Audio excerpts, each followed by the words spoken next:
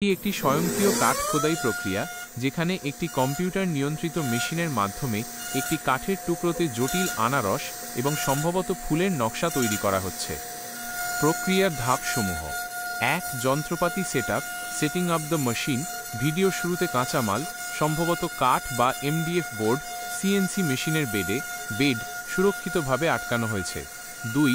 টুল movement, একটি router bit কাটার computer প্রোগ্রামের নির্দেশনা অনুযায়ী কাঠ থেকে নির্দিষ্ট পরিমাণে উপাদান অপসারণ করতে শুরু করে।